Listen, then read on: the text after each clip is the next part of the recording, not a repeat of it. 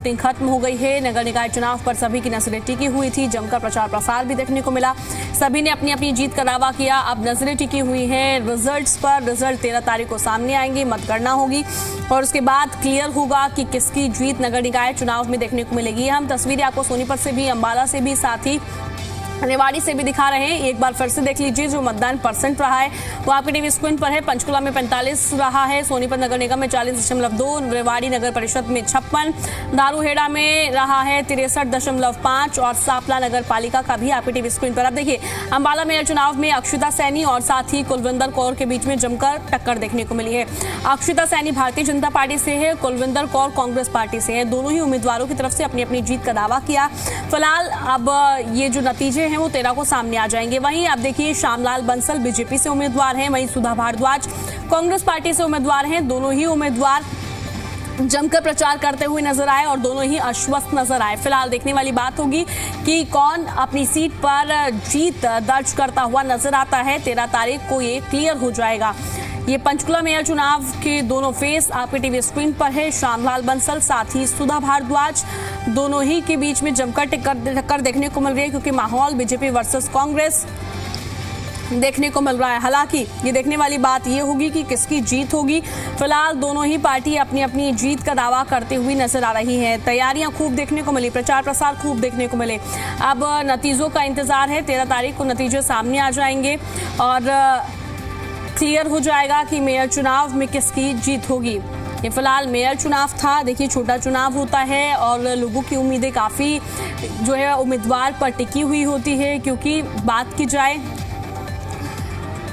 तमाम उम्मीदें होती हैं और ये हम लगातार आपको बता रहे हैं कि किस तरीके से निकाय चुनाव की जो मतदान की प्रक्रिया है वो खत्म हो गई है। मेयर चुनाव के उम्मीदवार दोनों आपके टीवी स्क्रीन पर है।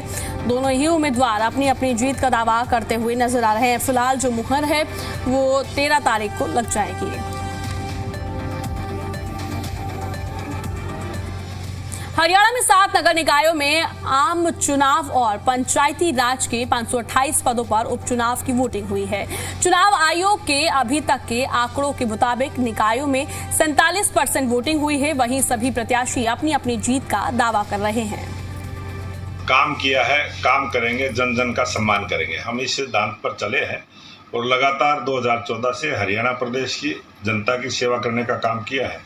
और अब ट्रिपल इंजन की सरकार, मैं निवेदन करूंगा, ट्रिपल इंजन की सरकार हरियाणा प्रदेश में बनेगी और पंचकुला, अंबाला, सोनीपत, रेवाड़ी, दारूहेड़ा, सांपला और उकलाना में तीव्र गति के साथ विकास के काम होंगे। और प्रदेश के लोकप्रिय मुख्यमंत्री नायब सिंह सैनी जनता की सेवा में 24 घंटे हाजिर रहते हैं और जनता की सेवा करने के भाव से ही भारतीय जनता पार्टी की सरकार और प्रदेश के मुख्यमंत्री नायब सिंह सैनी जो है लगातार जनता के बीच में रहते हैं और जनता के दुख दर्द के साथी हैं और जनता को विश्वास हो चुका है। इसलिए आज हरियाणा प्रदेश में एक तरफा वातावरण बना है और हमने काम किया है और काम करेंगे और जन जन का सम्मान करेंगे। बहुत अच्छे नतीजे आएंगे और भारतीय जनता पार्टी के पक्ष में आएंगे। वोट हमने डाली है, हमारा ये अधिकार है, हम सब नागरिकों का ये अधिकार है और ये हमारी ड्यूटी भी बनती है कि हमें हमारे संविधान ने हमें ये अधिकार दिया है कि हम हर 5 साल में अपने चाहे निकाय के चुनाव हो, चाहे प्रदेश के हो, चाहे देश के हो, उन चुनावों में हिस्सा लें और अपनी मनपसंद सरकार बनाएं। और उसी के तर्ज पर जो अब ये छोटी सरकार के इलेक्शन हो रहे हैं, इसमें भी हम लोगों की भागीदारी उतनी ही जरूरी है जितनी बाकी के बड़े इलेक्शंस में जरूरी होती है।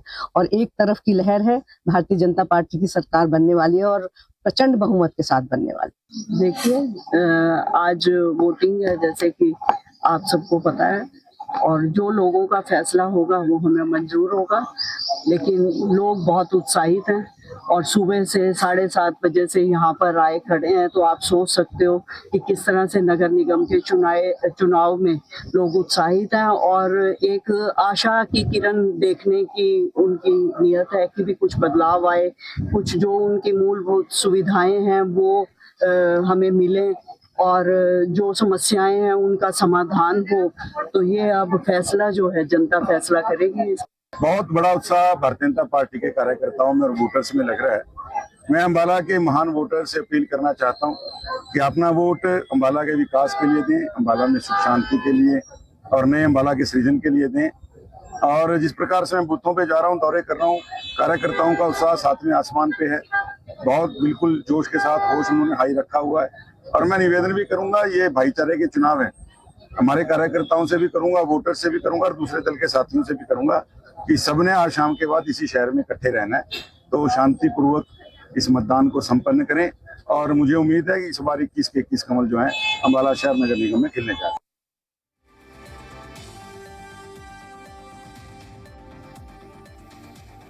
जी जुड़ गए हैं भारतीय जनता पार्टी से प्रवक्ता हैं, दीपक चौधरी जुड़ गए हैं, कांग्रेस पार्टी से प्रवक्ता हैं, सुखवीर जी जुड़ गए हैं, आम आदमी पार्टी से प्रवक्ता हैं और विजेंद्र रेड्डी जी जुड़ गए हैं, इनेलो से प्रवक्ता हैं। आप सभी मेहमानों का पैनल में बहुत बहुत स्वागत है। चर्चा की शुरुआत करेंगे भारतीय जनता पार्टी से।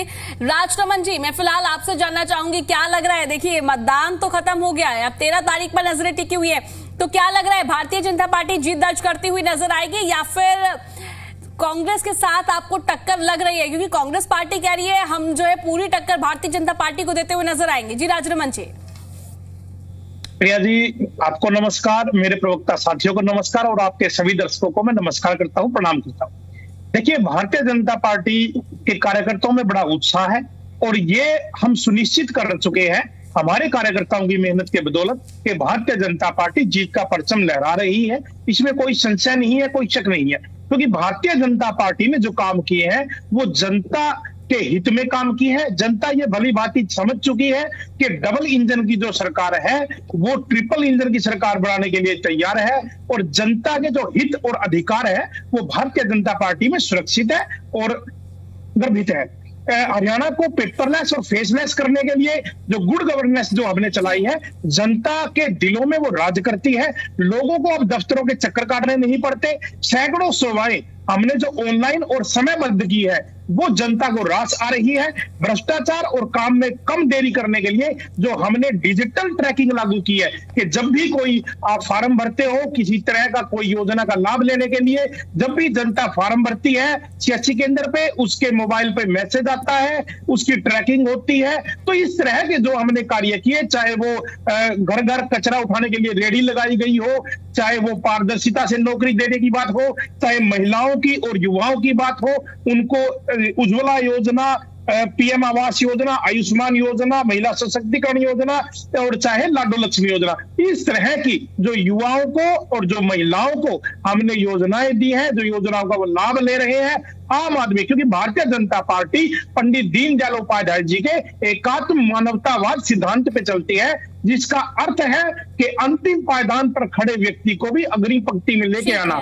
जो भारतीय जनता पार्टी के यशस्वी मुख्यमंत्री है नैब सिंह सैनी जी, वो जनता के बीच में 24 घंटे रहते हैं और रात को 2 बजे भी जब वो सोते हैं तो पहले गेट पर फोन करते हैं कि कोई फरियादी या कोई मिलने वाला तो नहीं है। उसके बाद जब वहां से होता है कि कोई मिलने वाला नहीं है तब सोते हैं और सुबह उठते फिर यही क्रम है। तो इस प्रकार के जो कर्मशील हमारे मुख्यमंत्री हैं उनके साथ हरियाणा की जनता है। पहले भी जनता ने हमें आशीर्वाद दिया है, तीसरी बार हमारी सरकार बनी है, नगर निकायों में भी हमारी सरकार है और वो रिपीट होगी।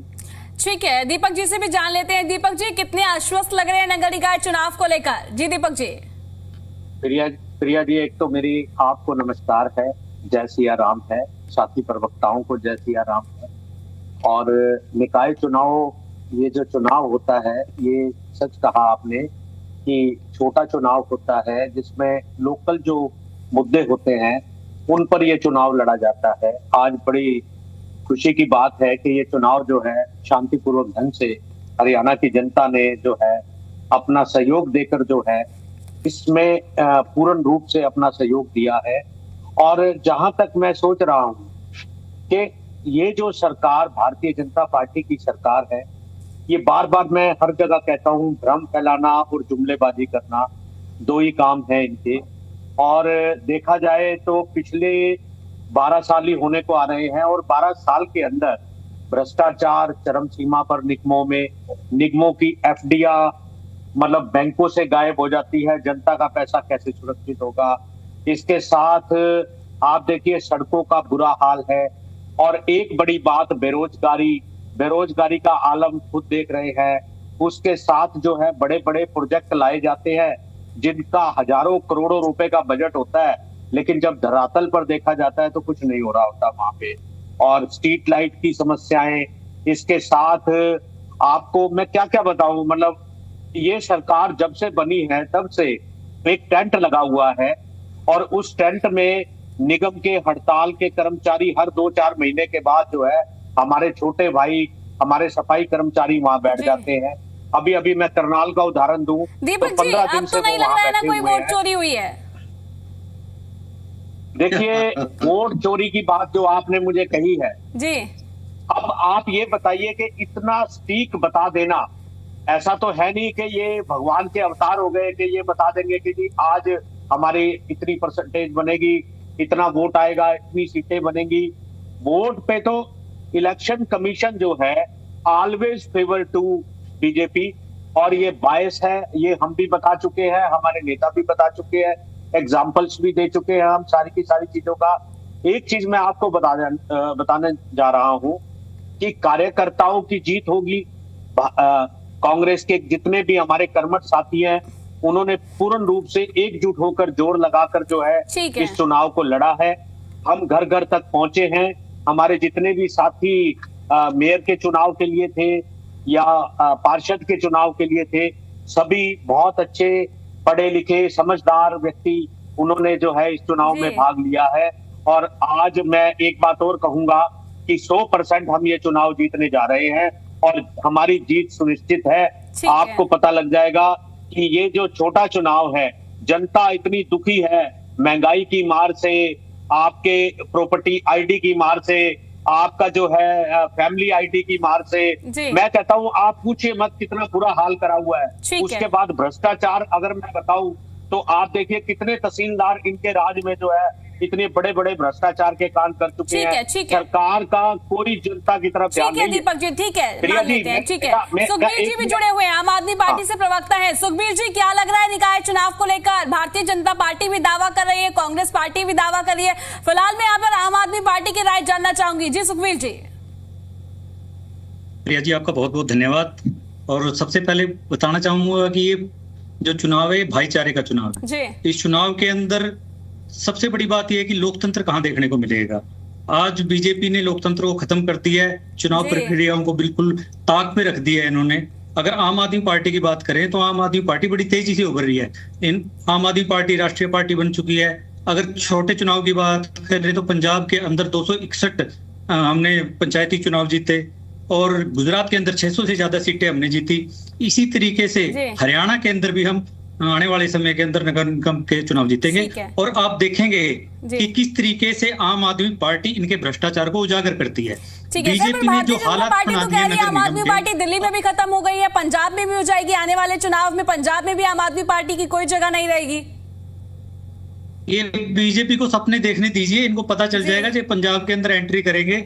आज ये मेरे मित्र जो बीजेपी के प्रवक्ता अभी बता रहे थे कि दरवाजे पे देख के सीएम साहब सोते हैं कि कोई फरियादी तो नहीं। उनके लाडवा के अंदर कत्ल हो जाता है, कुरुक्षेत्र के अंदर सरकटी लाश मिलती है, हर रोज वहाँ पे क्राइम बढ़ रहा है और ये कह रहे हैं कि देख रहे हैं वो तो आंख बंद करके सो रहे हैं। दूसरी बात मैं बताना चाहूंगा, जो नगर निगम के अंदर भ्रष्टाचार फैल गया है, सफाई कर्मचारी आज हड़ताल के ऊपर बैठे हैं। प्रिया जी, सर्वप्रथम आपके चैनल से जुड़े हुए हर गणमान्य व्यक्ति को इनेलो की तरफ से राम राम, नमस्ते और जय Hind. Priya ji, Indian national Lokdal party ने बड़ी मजबूती के साथ चुनाव लड़ा। अभय सिंह चौटाला जी ने भी तीनों मेयर जो निगमों में जाकर के प्रचार करने का काम किया और पार्षदों के पक्ष में भी जाकर के प्रचार करने का काम किया। हमने मजबूती से इस चुनाव को लड़ने का काम किया। अब जनता जो आशीर्वाद देगी हम उसको स्वीकार करेंगे। जो भी हमारे को आशीर्वाद मिलेगा हम उसमें किसी प्रकार की किंतु परंतु न करते हुए उसको स्वीकार करने का काम करेंगे और हमें उम्मीद है कि कुछ पार्षद और मेयर हमारे इसमें जीत करके भी आएंगे। दूसरी बात चुनाव के संबंध में, क्योंकि अब जैसा कि आपने बताया कि लगभग 45.9% पंचकुला में, अंबाला में 47.7%, कई सोनीपत में भी 50 से नीचे ही परसेंटेज आपने दिखाने का काम किया। मेरा ये मानना है, जिस प्रकार से हम सुबह भी चैनल पर बैठे हुए थे और वहां लग रहा था बड़ी लंबी लंबी लाइनें लग गई थी और ये लग रहा था कि चुनाव में बम्पर पोलिंग इस बार शायद हो जाएगी, लेकिन मुझे ये अंदाजा लग रहा है कि जिस प्रकार से 2020 के चुनाव थे और वहां 60% के पास अटक गई थी वोट पोलिंग, शायद इस बार भी 60% के आसपास या 65% के आसपास ही पोलिंग जाएगी।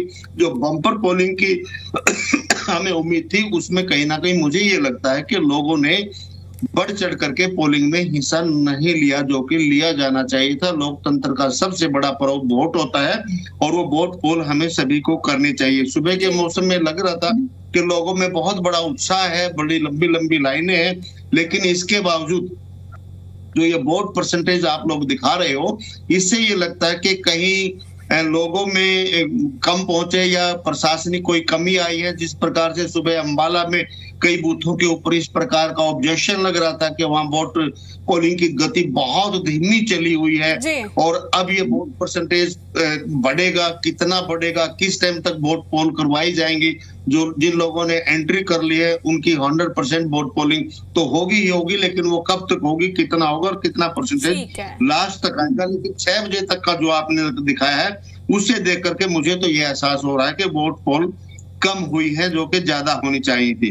दूसरी बात, ये बड़ी खुशी की बात है कि हरियाणा प्रदेश में कहीं से किसी प्रकार की कोई अनहोनी की घटना नहीं हुई, उसकी कोई समाचार नहीं मिला। इसके लिए मैं प्रदेश की जनता को भी और जो सातों हमारे निकाय थे उनकी जनता को भी बहुत बहुत बधाई देना चाहूंगा कि उन्होंने शांति प्रिय ढंग से इस चुनाव को संपन्न करवाने में अपने धैर्य की, संयम की और अपनी कुशलता। चाहूंगी बीच में इंटरप्ट कर रही हूँ, ठीक है रेडू जी, राजरमन जी, दीपक जी और सुखवीर जी, आप सभी मेहमान हमारे साथ जुड़े और अपनी बात रखी आपने, उसके लिए बहुत बहुत शुक्रिया। फिलहाल देखिए, आज निकाय चुनाव को लेकर मतदान की प्रक्रिया समाप्त हो गई है और मतगणना 13 तारीख को होनी है।